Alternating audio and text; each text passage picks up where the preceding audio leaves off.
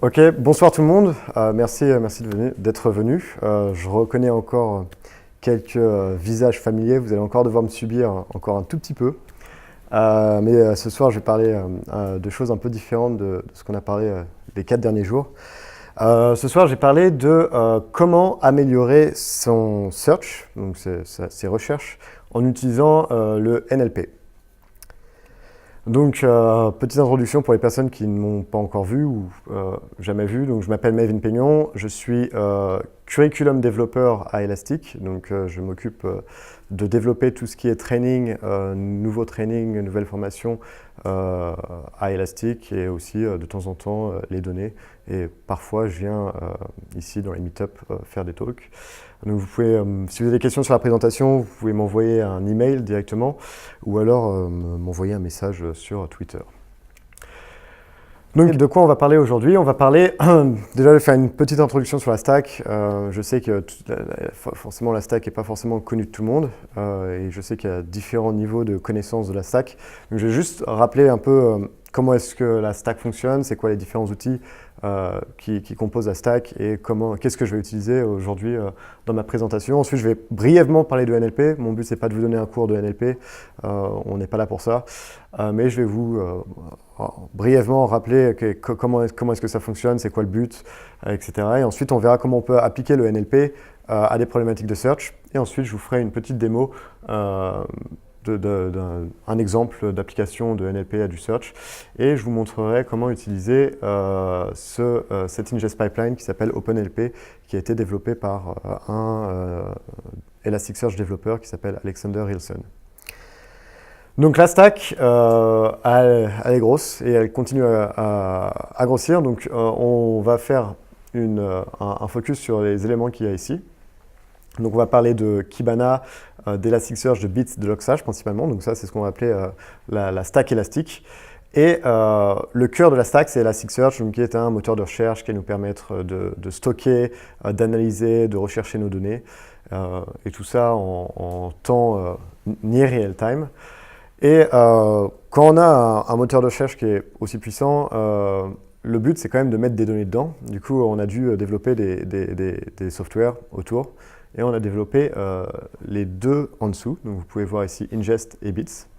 Ingest, donc c'est ce qu'on va appeler la partie ingest. Donc prendre des données d'un point A et éventuellement le mettre dans Elasticsearch ou ailleurs éventuellement.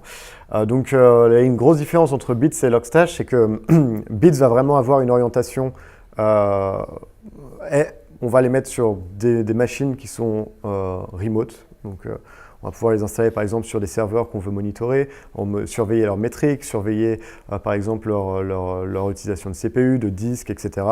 Et à intervalles réguliers, on va pouvoir collecter des métriques ou alors on va les utiliser sur des serveurs où on a déployé des applications pour monitorer leurs logs, etc. Et parser tous ces logs et les envoyer directement dans Elasticsearch.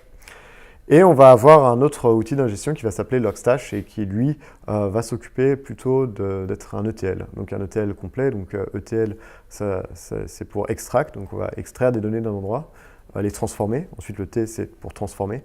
Et le L, c'est pour load, on va le mettre dans Elasticsearch ou éventuellement, on va le mettre ailleurs qu'Elasticsearch. Par exemple, on peut très bien aussi définir plusieurs outputs pour Logstash, mettre dans Elasticsearch et éventuellement une base de données MongoDB ou autre.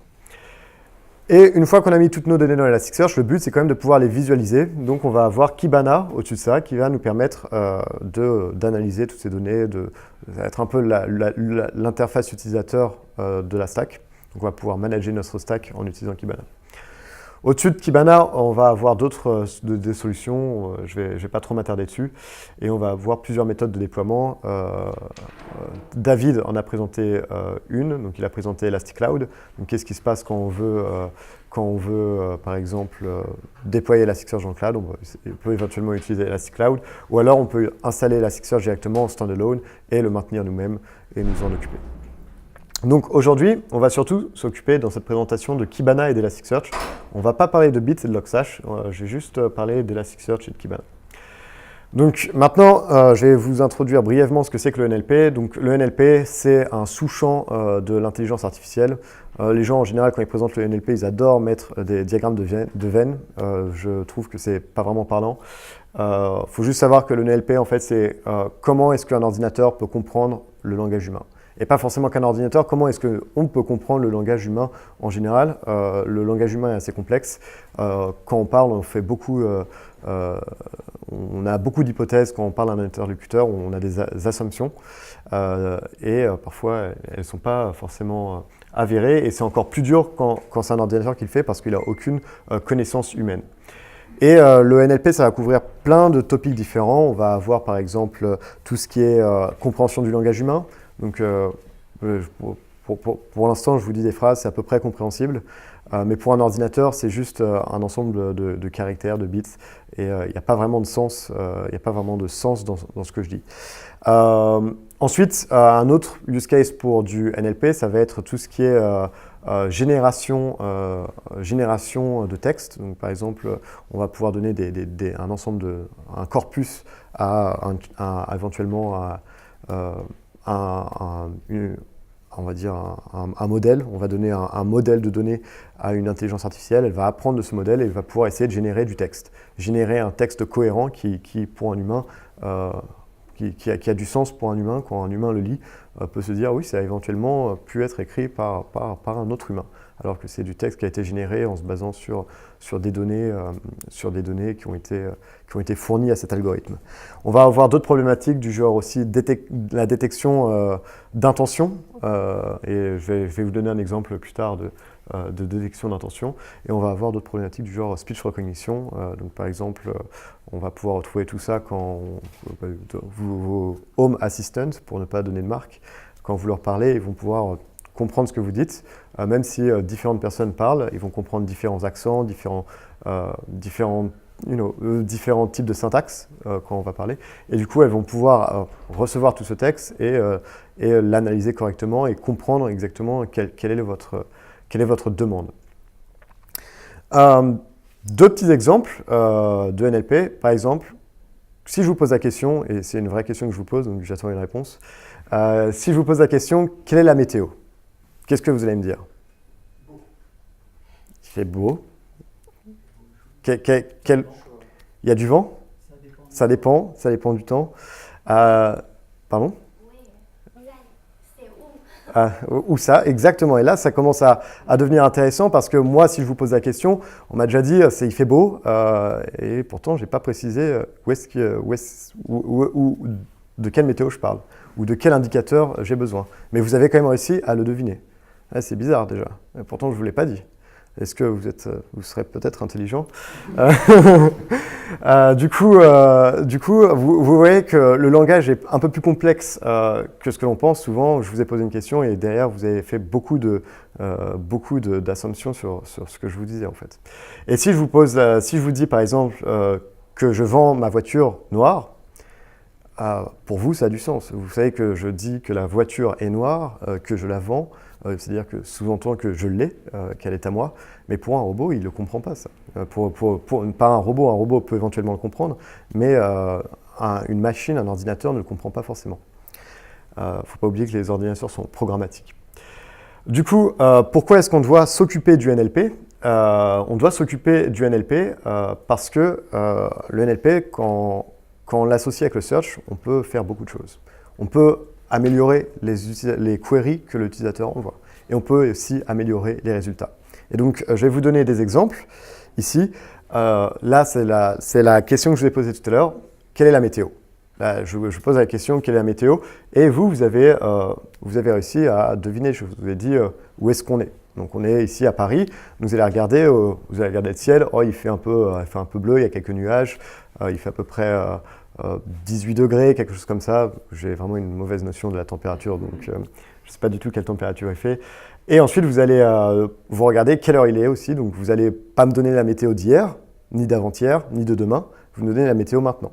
Donc ça, c'est une autre assumption que vous avez eue. Et ensuite, vous allez me donner des indicateurs qui m'intéressent. Vous allez me dire, il fait beau, il pleut, donc prépare ton parapluie. Vous allez me dire, il y a du vent éventuellement, mais vous n'allez pas me parler de la pression atmosphérique, parce que potentiellement, vous vous dites, il n'y en a rien à faire. Donc, ce n'est pas quelque chose que vous allez mentionner. Et du coup, en utilisant le NLP, éventuellement, on va pouvoir, quand un utilisateur envoie une query, récupérer ces informations d'autres, pas forcément de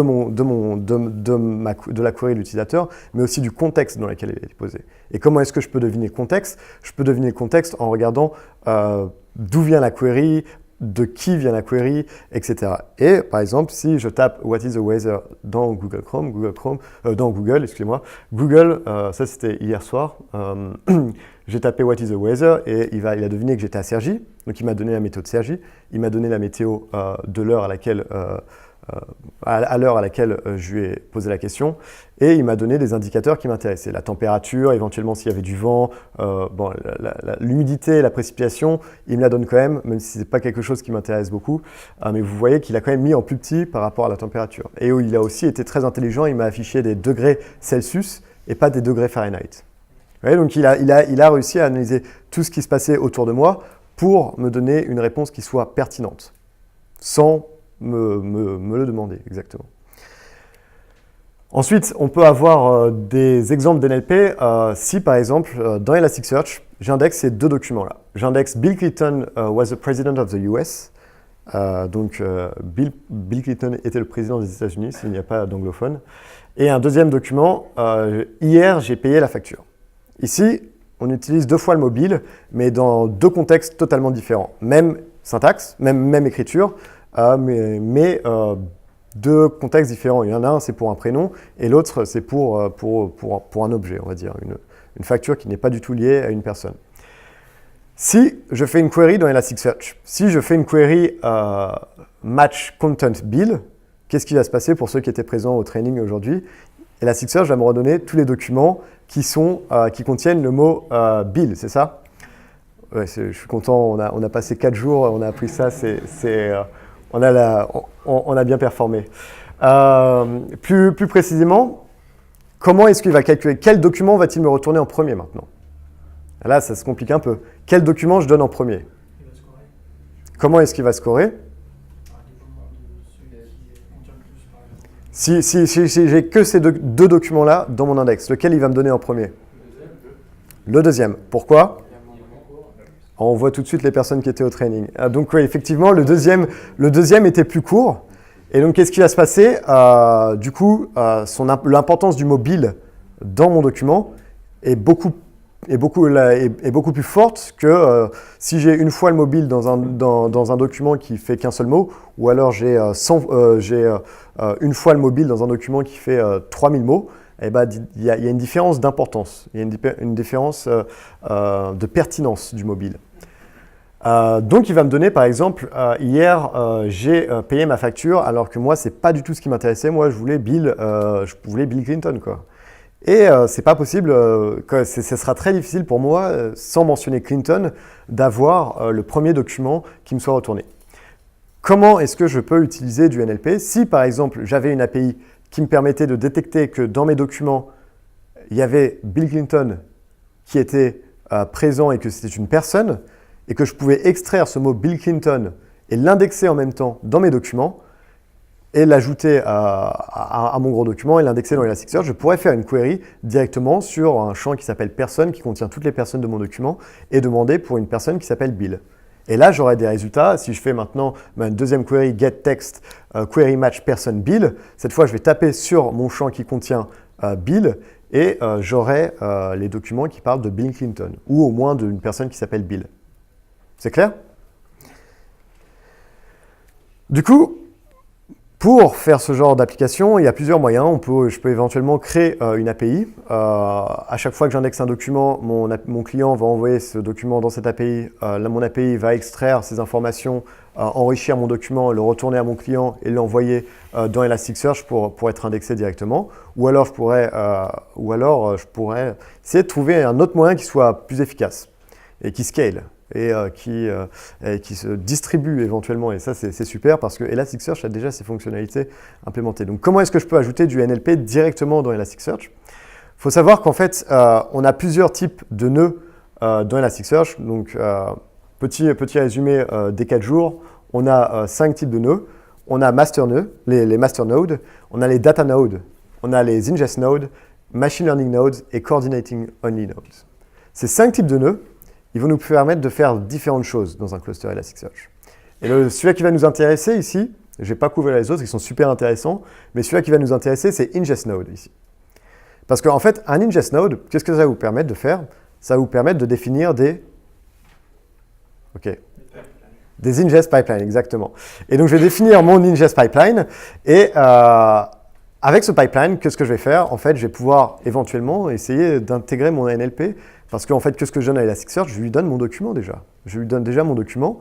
J'ai un nœud qui me permet d'analyser, qui me permet de traiter, de processer ces documents. Et ensuite, éventuellement, d'ajouter des champs, de supprimer des valeurs, rajouter des valeurs. Et voilà, je vais pouvoir utiliser mon ingest node pour faire ce genre de choses. Donc, comment est-ce qu'un ingest node fonctionne si vous n'étiez pas là? Je vais vous l'expliquer. Il n'y a pas de perte ici. Du coup, j'ai mon application client qui a des documents, qui processe des documents et qui va les envoyer dans Elasticsearch pour les stocker et ensuite les analyser éventuellement. Donc, mon application client, elle va envoyer des documents et si j'ai beaucoup d'indexation, on va de préférence les envoyer sur des nœuds qui seront dédiés ingest et qui feront que de l'ingestion. Et quand ils arrivent sur mon ingest node, la première chose qu'ils vont faire, c'est qu'ils vont passer dans un pipeline. Et mon pipeline, il va appliquer un ensemble de processeurs sur mon document, donc un ensemble de changements. Et tous ces changements, on va les affecter sur mon document. Et ensuite, une fois que j'ai effectué tous les changements que je voulais, je vais envoyer ce document être écrit sur mon index. Et je vais maintenant avoir un document indexé qui a été processé par un ingest pipeline.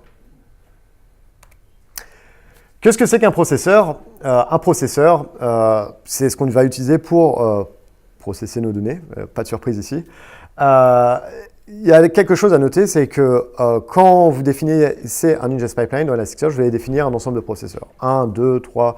Et chaque processeur va être exécuté l'un après l'autre. Et on va avoir des processeurs qui sont similaires à ce qu'on a déjà dans Logstash.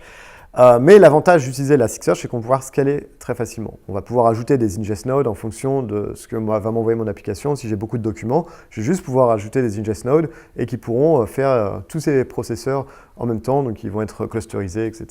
Il n'y aura pas de souci de scaling avec des ingest nodes. Et ça, c'est l'avantage, et ça vous pouvez en parler plus avec David qu'avec moi, c'est que des ingest plugins, c'est super facile apparemment à rajouter. Du coup, je vais vous montrer cet ingest pipeline qui s'appelle OpenNP Ingest Pipeline. Donc, je ne sais pas si vous êtes familier avec OpenNP, mais c'est un projet Apache qui est utilisé en Java pour faire du Natural Language Processing et donc qui couvre certaines fonctionnalités du genre Entity Extraction, lemmatisation, etc., etc. Donc, je vous ai mis quelques liens ici. Faut savoir que cette librairie OpenNP a été intégrée dans un ingest pipeline par Alexander Hilson, qui est un développeur Elasticsearch. Et il a créé ce plugin qui s'appelle Elasticsearch Ingest OpenNP. Et ouais, c'est ce qu'on va utiliser. Je vais vous faire une petite démo d'utilisation de ce plugin. Et l'avantage de OpenNP, c'est qu'il vient en plus avec des modèles qui sont déjà créés. Donc, vous avez un ensemble de modèles pour détecter, par exemple, des personnes, pour détecter des dates, pour détecter des localisations, etc., etc. Et on va pouvoir utiliser ces modèles pour extraire des entités de mon texte. D'accord? Et quand j'installe mon plugin, je vais avoir déjà 3 modèles qui seront préloadés. Donc, je vais juste vous montrer une petite démo.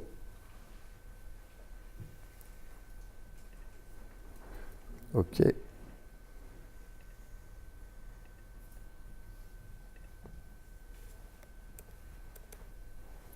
Vous voyez, c'est clair pour tout le monde? Donc j'ai un peu... OK. Donc ici, peut-être un peu moins. Ici, j'ai des index dans mon Elasticsearch. Donc vous pouvez voir que j'ai des index, un index qui s'appelle News et un index qui s'appelle News Enriched. Maintenant, j'ai cet index news. En fait, j'ai créé un crawler qui a récupéré des données sur différents sites, différents sites internet qui publie des articles de journaux, etc., d'actualité. Et j'ai créé mon crawler qui a récupéré des données et qui les a indexées dans cet index qui s'appelle News. Donc si par exemple je veux voir à quoi ressemble un document, j'envoie une requête qui va me permettre d'afficher mon document. On peut voir que j'ai un champ qui s'appelle Title, donc c'est le nom de l'article. J'ai la personne qui a publié l'article, l'auteur, la date, et je vais avoir du contenu. D'accord? Donc vous pouvez voir que j'ai du gros contenu ici, avec plein de textes, blablabla. On ne va pas tout lire. Hein. Ce que je veux faire, maintenant que j'ai indexé tout ça dans Elasticsearch, si je veux faire du NLP, c'est pas terrible parce que, bon, je vous ai déjà expliqué pourquoi. Si je tape Bill, je vais avoir tous les Bill, Bill Clinton, mais Bill restaurant aussi. C'est pas ce que je veux. Donc, ce que je vais faire, c'est dans un premier temps, je vais créer un pipeline. Donc, j'ai installé mon plugin OpenNLP Ingest Pipeline et maintenant, je vais l'utiliser. Donc, pour l'installer, c'est extrêmement facile. Si vous allez sur le repository, c'est une ligne. Vous utilisez le binary install plugin d'Elasticsearch et vous avez juste le lien vers le GitHub repo à mettre. Et ça sera installé. Donc, je vais maintenant créer un pipeline qui va utiliser ce plugin que j'ai installé.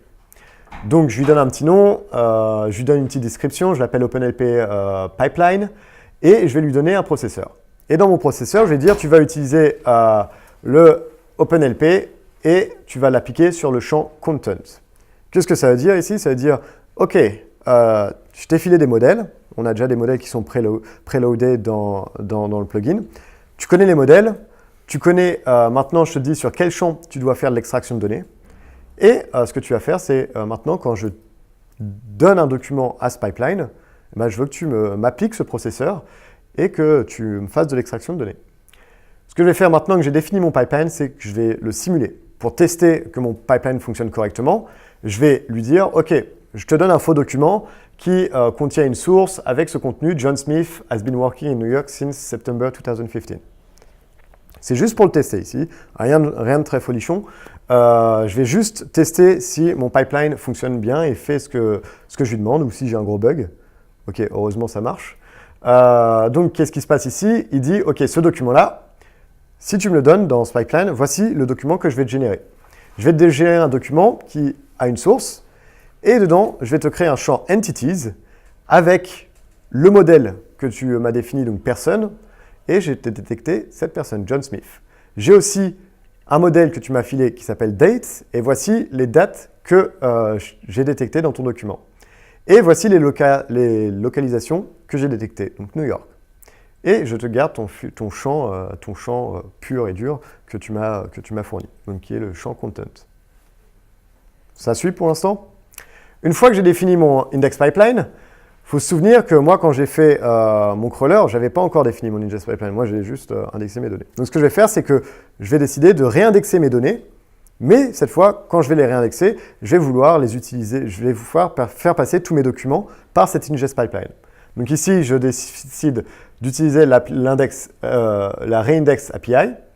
Je lui précise que la source, ça sera mon index news, donc celui qui a les articles qui proviennent de mon web crawler. Et que la destination, ça sera l'index qui s'appelle News Enriched et qui va utiliser le pipeline OpenNLP Pipeline. D'accord? Je ne vais pas cliquer dessus parce que ça va prendre du temps. Mais si je clique dessus, il va me créer un nouvel index qui va s'appeler News Enriched avec tous les documents qui sont dans mon index, mais cette fois qui ont été passés par mon pipeline. Donc maintenant, je vous ai montré un document avant. Maintenant, regardons à quoi ça ressemble dans mon nouveau document. Donc je clique sur Play et là, j'affiche un document qui a été processé. Et là, vous pouvez voir que j'ai mon champ date, comme avant. J'ai aussi un champ entities, donc c'est toutes les entités que j'ai extraites. Et là, je vais avoir toutes les personnes qu'il a détectées. Je vais avoir une personne qui s'appelle Youssoufi, Omar, The. Ça, c'est intéressant parce qu'en fait, The, il le détecte comme une personne. Souvent, quand on utilise The, on peut très bien parler The President, par exemple. Et là, ça va être une personne. Du coup, il va détecter un ensemble de personnes qui sont un ensemble d'entités que mon modèle peut extraire, que mon modèle, en fonction des données que j'ai données à mon modèle, et il va détecter des personnes, des dates et des localisations. Une fois que j'ai indexé, et vous pouvez voir que j'ai aussi mes autres champs, auteur, publication, content, etc., etc. Une fois que j'ai toutes ces données qui ont été réindexées, maintenant, c'est là où les choses deviennent intéressantes parce que je vais pouvoir faire des trucs très intéressants. Donc, je vais créer une visualisation. Si j'ai du texte qui est pur et dur, je ne peux rien faire. Est-ce que je peux répondre à la question, quel est l'endroit le plus mentionné dans mes articles de news? À moins que je connaisse plein de noms, que je les essaye, que je regarde le nombre de hits que ça génère, ça sera très difficile pour moi d'avoir une idée de quelle est la place qu'on mentionne le plus dans les articles. Maintenant que j'ai réussi à structurer mes données, je vais pouvoir utiliser cette structure pour avoir plus d'informations sur mon dataset. Donc ce que je vais faire, c'est que je vais cliquer sur plus pour créer une nouvelle visualisation verticale et je vais choisir mon index qui s'appelle News Enriched et je vais décider, OK, sur l'axe des X, je veux afficher les termes. Je vais choisir par exemple mon champ entity.location.keyword et là je vais appuyer sur play et là je vais avoir par exemple les 5 endroits qui sont le plus mentionnés dans mes articles de journaux. Je vais par exemple augmenter pour passer à 10. Je vais cliquer sur play et là j'ai plus de documents. C'est clair ? Je pourrais même faire plus de choses plus complexes, par exemple savoir dans quel pays on mentionne le plus de personnes. Et là, je pourrais rajouter une autre agrégation pour avoir plus d'informations. Donc peut-être certainement aux États-Unis. Ici, on mentionne beaucoup les États-Unis. Une grosse partie de cette barre serait pas pour Donald Trump. Et je peux ainsi avoir beaucoup plus d'informations sur les news que je récupère sur Internet. Mais c'est pas tout. Ça, en termes d'analyse, c'est très puissant. Maintenant, comment est-ce que je peux l'utiliser aussi dans mes applications de search? Donc, je vais vous montrer un petit exemple. Ici, j'ai réindexé mes données. Ce que je peux faire, c'est éventuellement, je peux faire une recherche qui va rechercher tous les documents qui mentionnent Bill. Ici, je cherche juste le mot Bill. Donc, je vais cliquer sur Play. Et ici, on va avoir 6646 documents qui matchent Bill. Donc ici, je fais pas la distinction, est-ce que c'est une personne, est-ce que c'est une facture de restaurant ou quoi que ce soit d'autre. Je demande juste combien de documents matchent le mot Bill. Et Elasticsearch me dit il y a 6646 documents. J'ai éventuellement rajouté du highlighting pour voir un peu plus dans mes données où est-ce que Bill est mentionné parce que j'ai des gros textes. Du coup, c'est pas très facile. Donc ici, on peut voir par exemple. Là, on parle d'une loi, peut-être éventuellement, qui va être finie. Du coup, là, je sais qu'on parle d'une loi aux États-Unis. Mais ce n'est pas toujours Bill Clinton. Et là, ça me pose un problème parce que je sais que ce mot Bill, il est un peu tricky. Il est un peu utilisé dans différents contextes. Comment est-ce que je peux affiner plus ma recherche? Maintenant, si je cherche vraiment des gens qui s'appellent Bill, ce que je vais faire, je vais pouvoir faire la même requête. Je vais pouvoir chercher pour Bill, mais cette fois, au lieu de chercher sur mon contenu, je vais chercher sur les entités que j'ai extraites. Et comme j'ai créé une entité qui s'appelle personne et qu'elle a été analysée aussi, je vais pouvoir rechercher sur entity.person et je vais chercher Bill cette fois. Et quand je vais chercher Bill, cette fois, on va pas chercher sur le champ contenu, mais on va chercher sur les entités qu'on a extraites. Et là, je vais pouvoir réduire déjà mon nombre de documents qui parlent de Bill en tant que personne. Et là, si je regarde, par exemple, on va voir qu'on mentionne Bill Clinton et Bill. Apparemment, le journaliste est très familier avec le président. C'est clair? Éventuellement, maintenant, si je veux l'opposer, si je veux récupérer tous les documents qui sont dans un contexte de restauration, par exemple, je veux des documents qui parlent de restaurant et de Bill et de facture, du coup, mais pas Bill la personne, je peux faire une query qui va matcher Bill et restaurant dans mon champ contenu, mais ça ne doit pas matcher Bill la personne. Parce que je ne veux pas parler de personne. Je ne veux pas donner à mon utilisateur, OK, moi tu me demandes à propos de Bill et de restaurant, je comprends que tu n'as pas envie qu'on te parle de Bill Clinton. Et du coup, cette fois, je vais pouvoir faire une recherche et je vais avoir ce document, par exemple, qui va arriver. Washington police detain gunman who entered restaurant hit by a fake Hillary Clinton scandal. Donc, si vous avez suivi les élections américaines, vous savez qu'il y avait eu des fake news à propos des histoires sordides dans une pizzeria, et du coup, liées à Hillary Clinton, etc. Et du coup, c'est pour ça, c'est pas à cause de Bill qu'on retrouve le document. D'ailleurs, on peut vérifier, j'ai highlighté mon champ, on va pouvoir voir où est utilisé le mot Bill, Ici, le mobile sera utilisé, là on va mentionner le mot restaurant, et ici on va mentionner he was paying his bill when he saw a man entering the restaurant. C'est clair? Ok, très bien, je vais retourner sur les slides. Oups, je déteste ça. Ok, je déteste toujours encore plus. Ok, et je retourne sur les slides. Et je vais vous montrer un dernier slide. Donc ça, deux moyens que je connais, que je peux penser pour intégrer du NLP dans vos applications. Donc premier moyen, j'ai des documents.